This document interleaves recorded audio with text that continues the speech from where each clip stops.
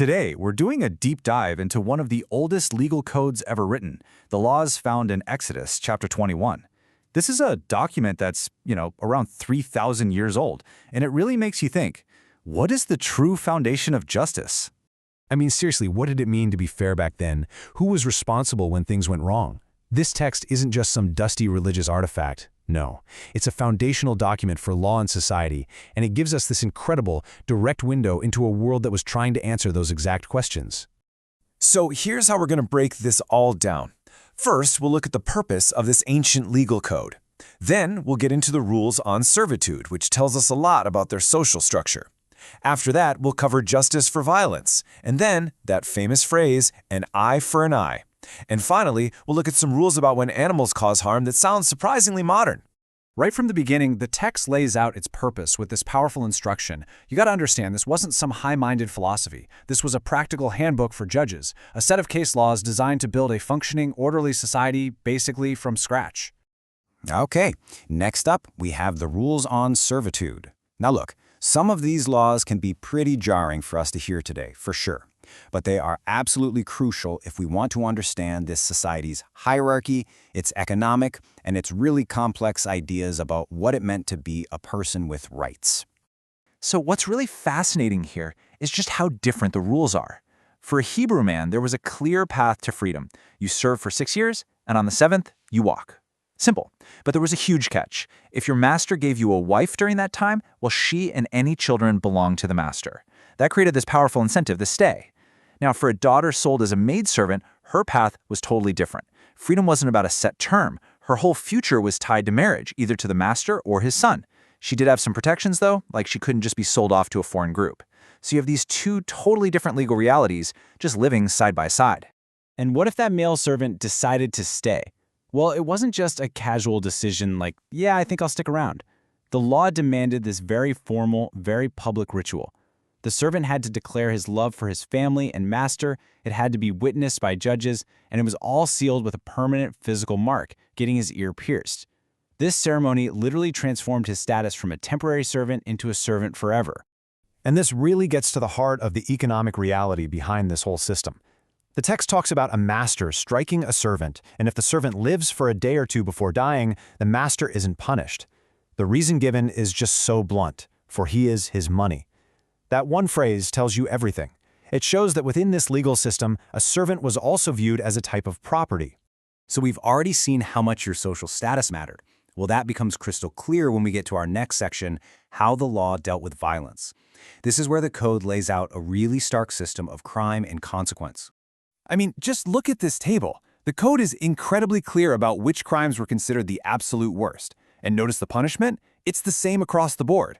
Premeditated murder, kidnapping, even striking or cursing your own parents, they all carried the death penalty. This tells you exactly what they thought were the biggest threats to social order. Anything that threatened life, family authority, or personal freedom. But okay, what about when things didn't go that far? For lesser violence, the whole focus shifts from punishment to payment. If a fight ended in an injury, but not death, the guy who started it wasn't killed. Instead, he was on the hook financially for the other person's recovery. He had to pay for their lost work time and all their medical bills. It's a really early version of what we'd call compensatory damages today. And that brings us to probably the most famous legal principle in this entire chapter. It's a phrase that I guarantee you've heard, but maybe you don't know its original context. An eye for an eye. The full passage is really powerful, almost poetic. It sets out this clear standard: life for life, eye for eye, tooth for tooth. Now, it sounds like a command for just brutal, endless revenge, right? But its actual legal purpose was pretty much the opposite. So this idea has a fancy Latin name, lex talionis, the law of retaliation, and here is the absolute key to understanding it. It was designed to be a limit on revenge. In a time of blood feuds where one injury could lead to a cycle of escalating violence, this law stepped in and said, nope, the punishment must fit the crime, but it can't go beyond it. It's all about proportional justice. But, and this is a huge but, that principle of proportionality was not applied equally to everyone. If a free person was harmed, the law was eye for eye. Simple. But there was a massive exception for servants. If a master knocked out his servant's eye or tooth, the master didn't lose his own eye or tooth. Instead, the servant's injury became their ticket to freedom. The penalty for the master was economic. He lost his property, not physical. So again, the law makes this huge distinction based on your social status. All right, for our last section, we're going to look at something that sounds like it's straight out of a modern law class, civil liability. Specifically, what happens when your property, in this case your livestock, hurts somebody?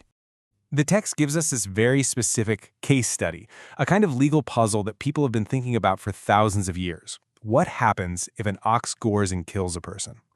Okay, so in scenario 1, the owner had no reason to think their ox was dangerous. In this case, the animal itself is held responsible. It gets destroyed. But the owner? They're considered quit or innocent. They weren't negligent, so they're not held liable. But everything changes if the owner knew the animal was a danger. If they'd been warned about it and didn't do anything to restrain it, the law comes down hard. Now the owner shares the guilt. Both the ox and the owner are sentenced to death. This introduces this critical legal idea of negligence, that you're responsible if you don't prevent a harm you knew could happen. And here's a little twist. The law allows for a ransom to be paid to save the owner's life, which is kind of an early form of a legal settlement. So what if the person killed by that dangerous ox was a servant?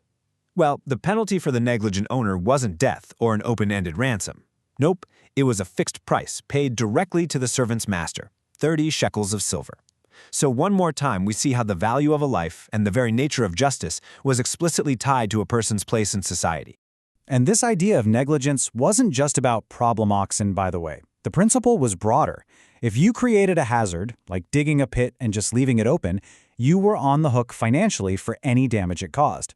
It's a very clear statement. You are responsible for your property and for your actions.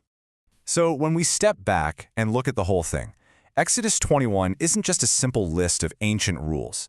It's this complex, sometimes contradictory, and deeply human attempt to build a just world. And it leaves us with a final thought to chew on. What can a 3,000-year-old legal code really teach us today about our own ongoing struggles with fairness, responsibility, and the value of a human life?